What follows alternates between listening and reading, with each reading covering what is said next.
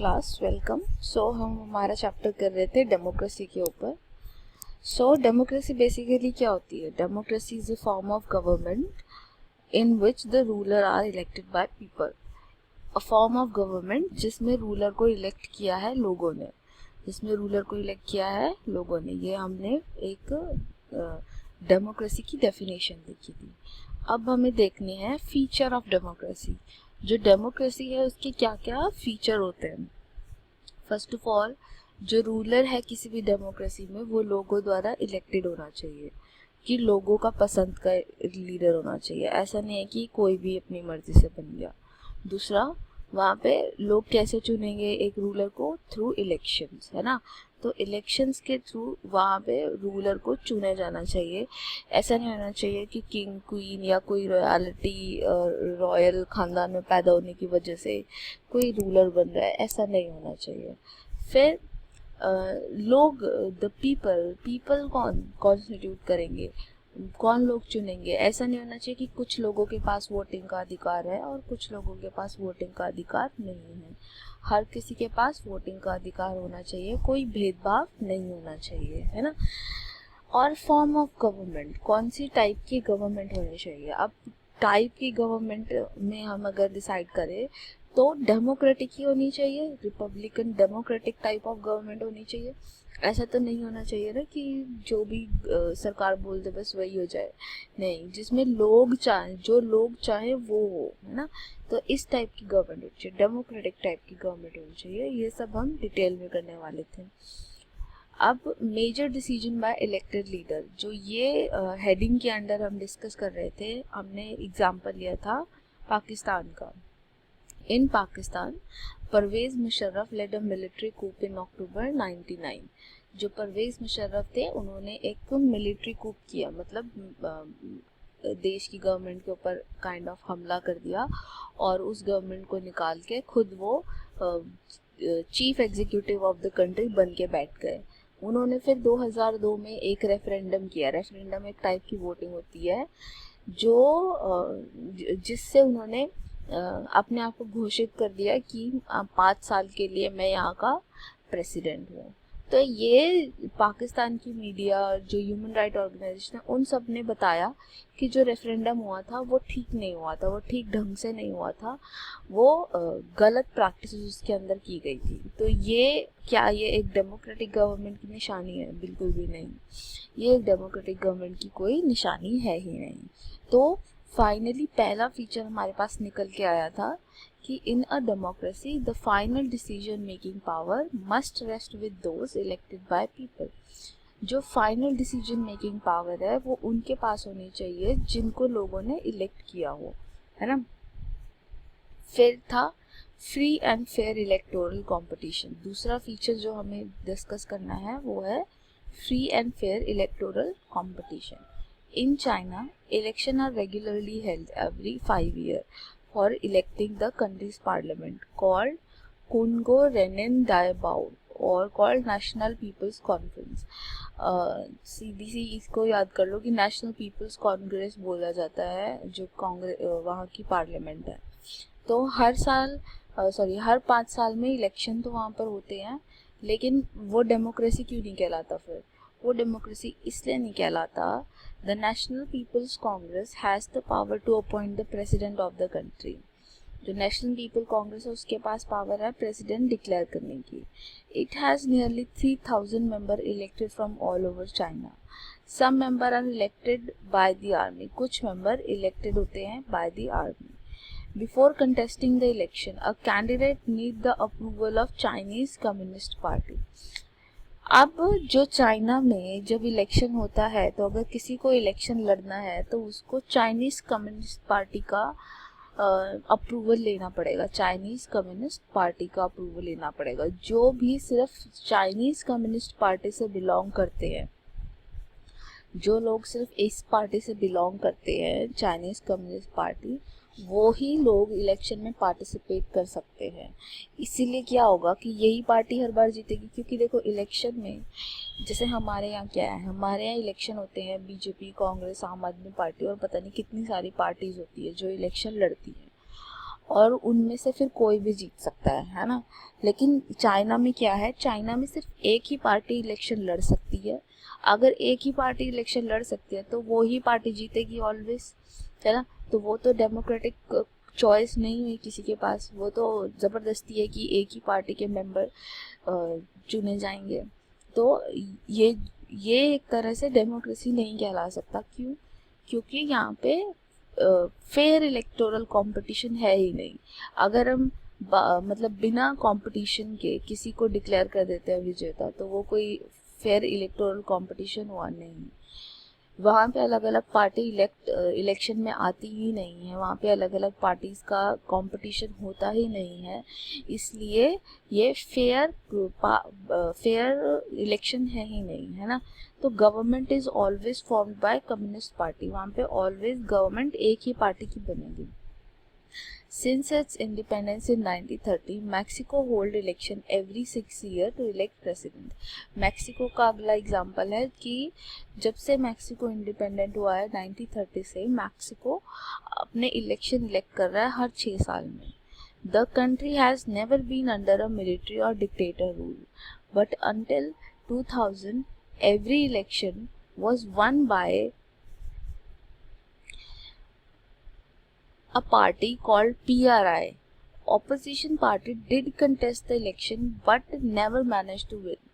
The PRI known to use many dirty tricks to win election. अब देखो Mexico का example जो दिया जा रहा है उसमें बोला जा रहा है कि मैक्सिको में ठीक है इलेक्शन तो हुआ करते थे और वहाँ पे दूसरी पार्टीज भी इलेक्शन में आया करती थी, दूसरी पार्टीज भी इलेक्शन में पार्टिसिपेट किया करती थी, लेकिन हमेशा इलेक्शन में जीती कौन है? PRI.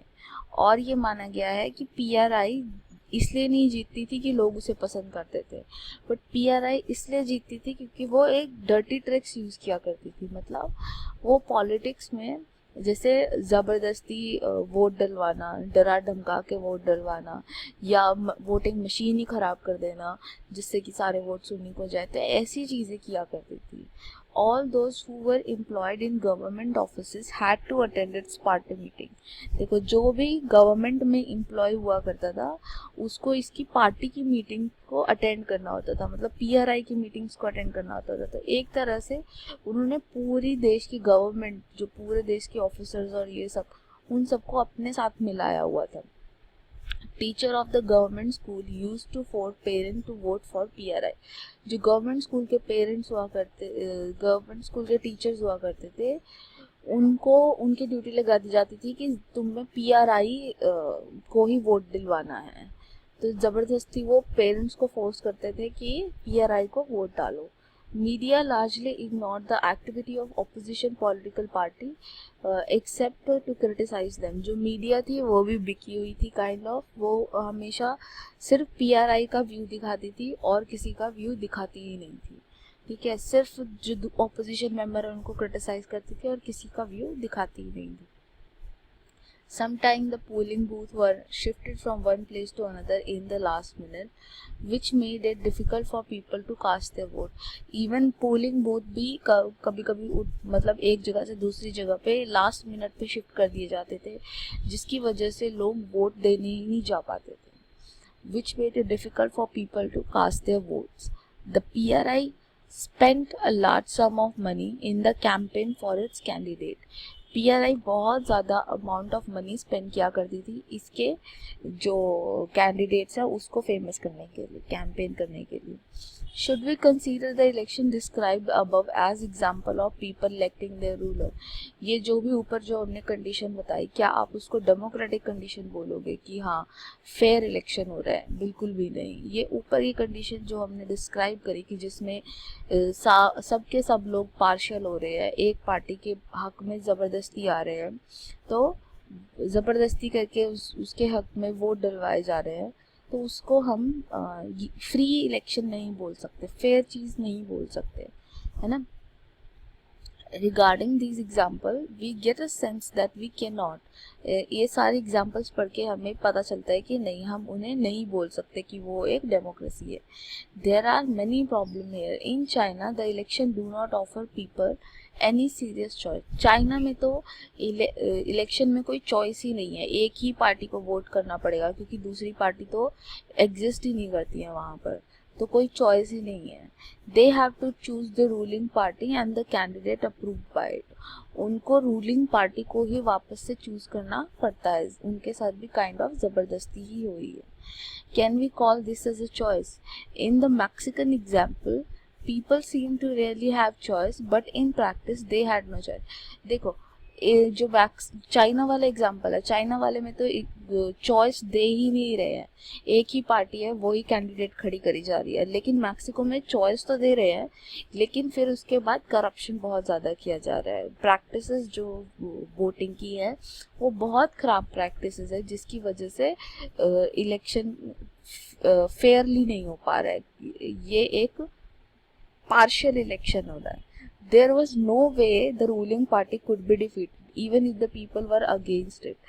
These are not fair election. यहाँ कोई रास्ता ही नहीं है कि जिससे रूलिंग पार्टी को हराया जा सके इन दोनों एग्जाम्पल्स में, क्योंकि रूलिंग पार्टी अपने पूरे सारे पैतरे अपना रही है और इसलिए इन इलेक्शंस को हम फेयर इलेक्शन नहीं बोल सकते.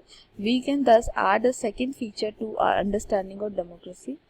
Holding election of any kind is not sufficient. सिर्फ इलेक्शन रख देना ही सफिशिएंट नहीं है, वो इलेक्शन फेयर भी होने चाहिए, वो इलेक्शन एक्चुअली होने भी चाहिए. The election must offer a real choice between political alternative.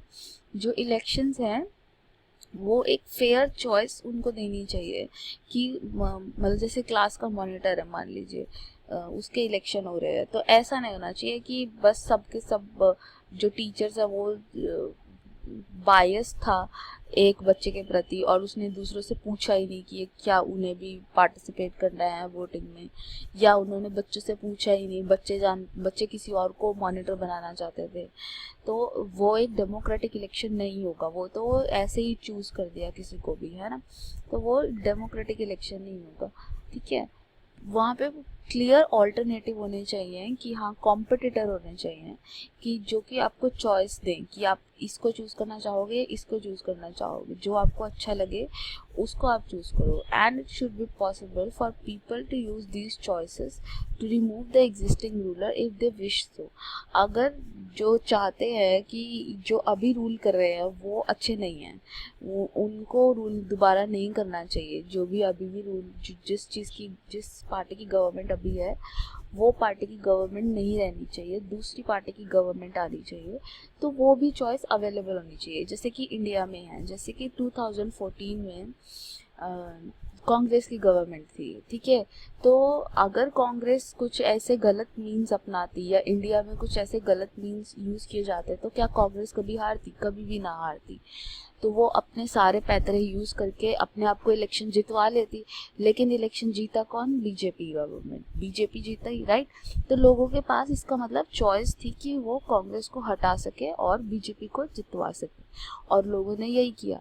तो अगर यहाँ पे कुछ गलत प्रैक्टिसेस यूज़ होती तो फिर से वही गवर्नमेंट आ जाती, और वो भी लोगों के विश के अगेंस्ट. अगर लोग चाहते हैं हटाना तो डेमोक्रेसी में हटाने का ऑप्शन भी होना चाहिए कि अगर लोग चाहते हैं कि अब ये रूल ना करें तो उनके पास ये ऑप्शन भी होना चाहिए कि वो रूल ना करें. A democracy must be based on free and fair election where those currently in power have fair chance of losing. जो अभी पावर में है उनका चांस हो कि वो लूज कर सकते हैं. अगर वो काम नहीं करेंगे, अगर वो लोगों को पसंद नहीं आएंगे, तो एक फेयर चांस है कि वो इलेक्शन लूज कर दे. हो सकता है कि वो इलेक्शन हार जाए. ये चीज़ होनी ही चाहिए एक डेमोक्रेसी में. 1 person 1 vote 1 वैल्यू. एक डेमोक्रेसी में ये तो सबसे बड़ा मूल मंत्र है. अर्लियर की एक एक इंसान का एक ही वोट हो, एक ही वोट की एक ही वैल्यू हो। ऐसा नहीं कि अगर अमीर है तो उसके वोट को 2 काउंट करेंगे और गरीब है तो उसके वोट को आधा काउंट करेंगे, ऐसा नहीं होना चाहिए। हर किसी का वोट सिमिलर काउंट होना चाहिए। Earlier we read about the struggle for democracy was linked the universal adult franchise with the demand of universal adult franchise. हमने पढ़ा है कि जो स्ट्रगल फॉर डेमोक्रेसी है वो लिंक किया जाता है यूनिवर्सल एडल्ट फ्रेंचाइज की डिमांड के साथ। The principle has come to be accepted almost all over the world. ये जो प्रिंसिपल है यूनिवर्सल एडल्ट फ्रेंचाइज, क्या होता है यूनिवर्सल एडल्ट फ्रेंचाइज? कि देश का हर अडल्ट उसके पास वोटिंग का अधिकार है, चाहे उसका कुछ भी कास्ट हो, चाहे कुछ भी जेंडर हो, चाहे उसका कुछ भी बैकग्राउंड हो, ठीक है। Yet there are many instances of denial of equal right to vote. Until 2015 in Saudi Arabia, women did not have right to vote. Saudi Arabia में औरतों के पास वोटिंग का राइट नहीं था। Estonia has made its citizenship rules in such a way that people belonging to Russian minority find it difficult to get right to vote. जो Russian minority से belong करते थे उन लोगों को राइट था ही नहीं कुछ भी वोटिंग वगैरह का। In Fiji, electoral system is such that the vote of an indigenous Fiji has more value than the Indian Fijian. मतलब जो फिजी के लोग हैं उनकी जो पर्टिकुलर एक सेक्शन के लोग हैं, जो इंडिजीनियस फिजी के लोग हैं, उनके वोट की वैल्यू ज़्यादा है as compared to Indian Fijian, जो दूसरी कम्युनिटी के लोग हैं उनसे। Democracy is based on fundamental principle of political equality. जो डेमोक्रेसी है वो बेसिकली बेस्ड होती है आइडिया ऑफ इक्वालिटी, कि सब लोग इक्वल है। लेकिन हमने ये पढ़ा कि जहाँ पे सऊदी अरेबिया में औरतों को वोटिंग का अधिकार नहीं है, तो इसका मतलब क्या वो औरतों को इक्वल ट्रीट कर रहे हैं? नहीं। यहाँ पे क्या पॉलिटिकल इक्वालिटी है? नहीं। तो यहाँ पे पॉलिटिकल इक्वालिटी नहीं है। नेक्स्ट एस्टोनिया का हमने देखा, जिसमें रशियन माइनॉरिटी को वोटिंग का अधिकार नहीं है, तो क्या वो इक्वल है? नहीं, वो भी इक्वल नहीं है।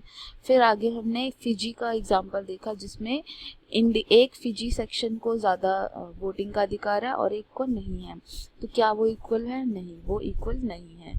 तो in a democracy each adult citizen must have one vote and each vote must have one value. हर डेमोक्रेसी में हर सिटीजन के पास एक वोट होना चाहिए और उस वोट की एक ही वैल्यू होनी चाहिए। ऐसा नहीं होना चाहिए कि सबके लिए अलग अलग रूल्स हैं या अलग अलग किसी को ज़्यादा फ़ायदा मिल रहा है और किसी को कम फ़ायदा मिल रहा है, ठीक है।